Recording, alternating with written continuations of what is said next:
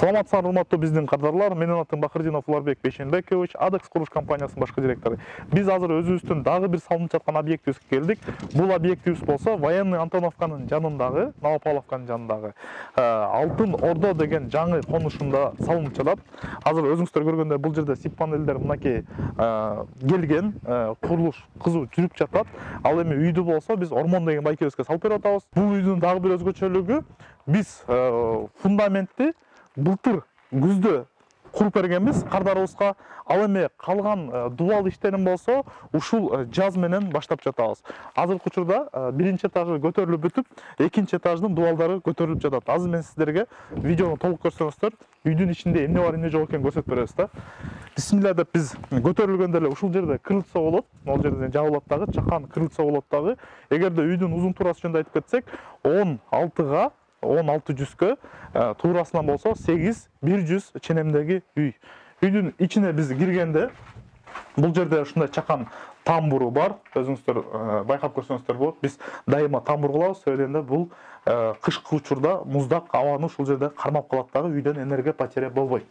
Андан кийин болсо биз негизги коридорго киргенде, коридордон болсо биз лестницага же болбосо башка бир бөлмөлөргө кирип кетсек болот. Бул жерде деген санузел бар. Мынакей могул жерде кенен санузел болот ушул жерде. Анан көп учурда бизде кардарларыбыз сурап кетишет үйдүн немеси боюнча дагы да, бийиктиги боюнча. Мисал катары могул үйдөгү биринчи этаждын бийиктиги өзүңүздөр видеодон байкасаңыздар болот, бийик. Себебинде көбүнчө классикалык түрдө 2,80 кылса, Ормон байкебиз 3 метр кылган бийиктигин. Азыр үйдүн дубалдын бийиктиги 3 метр. Анан кээ бир кезде бизге комментарий жазып жатышат, үйлөр жапыс депчи.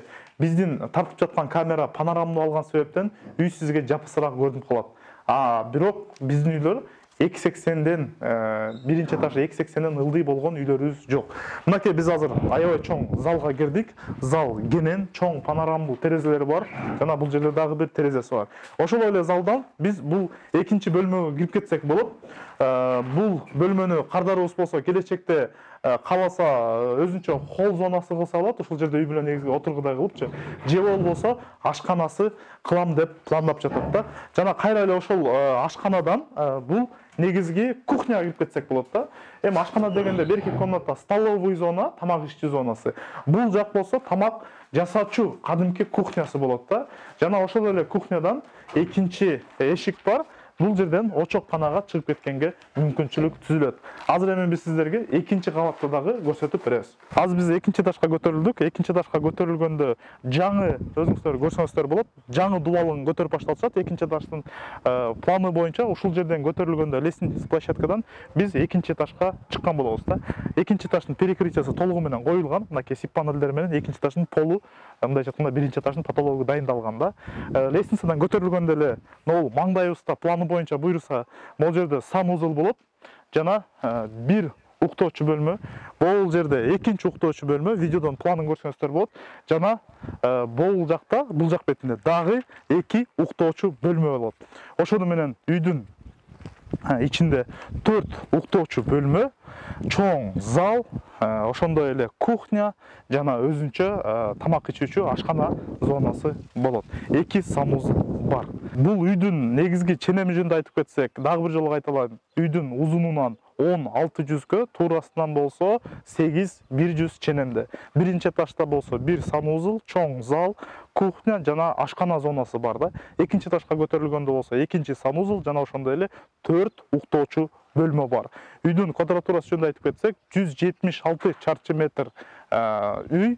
Орто эсеп менен биз под евро ремонт деңгээлге чейин жеткизгенде, под евро ремонт деңгээлге чейин кайсыл жумуштар керек экенин сиздерде видеодо атайын тизмеси турат. Ошол жерден карап таанышсаңыздар болот, шашпай паузага коюп.